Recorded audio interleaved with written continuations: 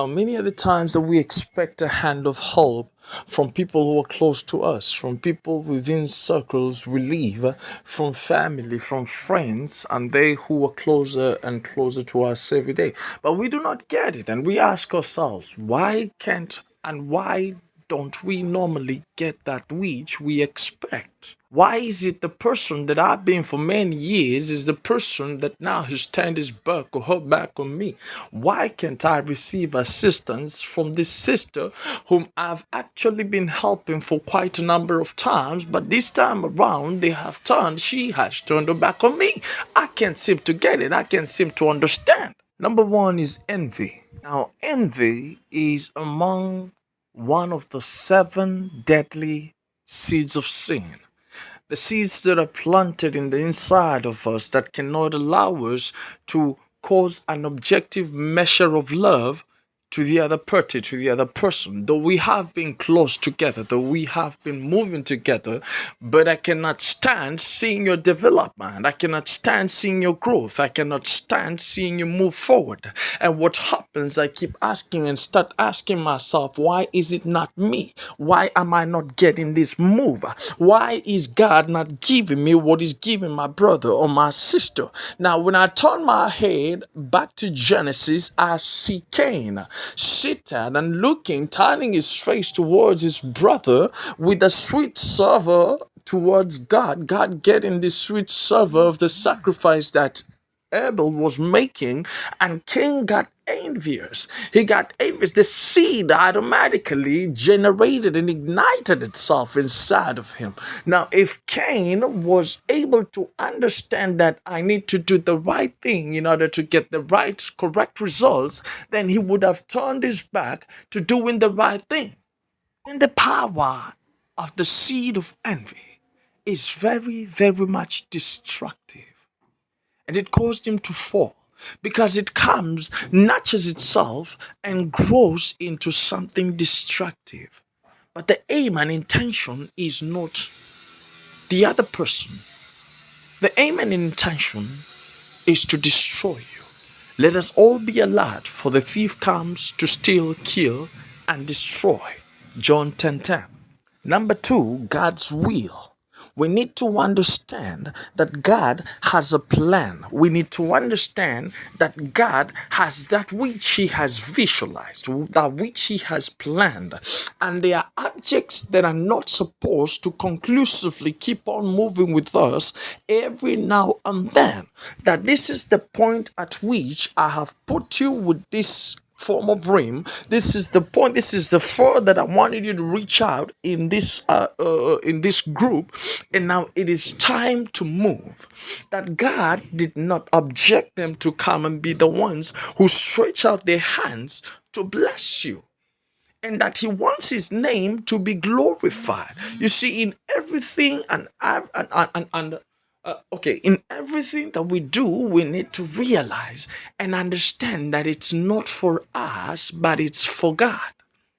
That all things that have been made with one purpose, the glory and honor of His holy name. But if the same people are the very same persons who keep on offering a hand of assistance to me, then my social structure is not in expansion. Then I would not say that truly grace has come my way, because I'll find it to be normal. I'll find it to be the usual thing. But it is God's will for us to keep calling unto His will. And that is why we need to keep on praying that He would bring unto us they whom His purpose to come and become our destiny helpers. Number three, we need to realize that in every state, in every situation, there is the power of the rims. That in the fact that we live in a world that has two kingdoms fighting for us, that has two kingdoms looking forward unto the obedience of either the kingdom of light or the kingdom of darkness, that these two kingdoms are fighting and striving for one person, and that is you. What the kingdom of light has in store for you, the kingdom of darkness comes and wants to destroy it. Ephesians 6:11 tells us that we wrestle not against flesh and blood, but against principalities, but against forces that come to stagnate you, forces that come to change the hearts of people against you, forces that come to cause destruction unto you, that they would not want you to, they would not want to see you grow into the light, but want to pull you back. Now, it is good to test what kind of spirit is trying to speak, and it's very necessary to start by testing what kind of spirit is trying to possess me before testing what kind of spirit I'm dealing with in the other party. For without identifying what is speaking inside of me, then I cannot be able to identify what is speaking inside my brother or my sister's heart. Number 4, the rhythm of God. Jeremiah 29:11 speaks about God being the world, the one that holds the plans, the one that carries purpose for each and everyone's life. He says, "For I know the plans that I have for you," meaning these plans are not yours. There is somebody who owns these plans. There is somebody who carries everything that is due in your life. But he's saying, "I know the plans I have for you." What he's saying is that I need you on a certain rhythm. I need a rhythm to be on you that which matches my rhythm. That I have strategized at this point, I'm going to make you move to this level. And I'm going to use this person to come and transition you to another level, to another sect, to another region, to another glory. That it's not a must. It is not about whom you think would come and give you that assistance. It's not about whom you feel should be giving you that assistance, but it is about what is God's rhythm. And the only thing I need to do is keep on praying, keep on asking Him what is next, keep on discovering everything in the mysteries of what He's trying to do and what He's doing. Understand the power that is in the grace, understand the favor that He carries upon my life. Now, the most powerful thing about rhythm is that when the piano is being played, when the keyboard is at play, and the musician, the person singing, sings out of the tunes that are being played, then the whole music becomes offset. There is a need to have a rhythm. The drum sets need to fix the beats according to the rhythm being played by the keyboardist. The strings on the solo guitar has to fit the rhythm. And the singer needs a pitch, a key that is perfect for the rhythm, for it to be called a rhythm. Now you realize the rhythm of a human being is body, soul, and spirit. Now I need my spirit to be placed on a level that would be on the rhythm that God needs it. My emotions that is on my soul sect need to be at a level that is commune to the rhythm, and my body needs to be placed on the same rhythm in order for it to become functional. That the whole of me needs to be aligned to the rhythm of God. The whole of me needs to be aligned to God's voice. The whole of me needs to be aligned to the expectations the kingdom of heaven has for me. Now, the sweet thing about rhythm is that I need to be sharp enough to identify when the rhythm has been transposed. When I don't identify the transposition of the rhythm, then I find myself out of the rhythm. Abraham needed to identify that the rhythm has been transposed to a higher note. And hence God told him, "It is time for you to leave your cousin Lot behind. That from this point onwards, I have a different plan." And Abraham needed and had by any means to do that which God wanted him to do in order to fit into the rhythm. Then now, Lord, the rhythm that has been placed upon you right now is different from the rhythm that I'm using now. And we need to part ways. But if we keep on expecting for God's will to be done in our lives, and we expect ourselves to keep maintaining the same rhythm, then there will be no flaw. What we'll be waiting for is bitterness to be planted inside of us because we have not fitted into the rhythm God has placed. And in order to fit into this rhythm, we need to identify seasons. That's the other point. That the time for this season is done. And every season has its own dreams. Every season has its own demons.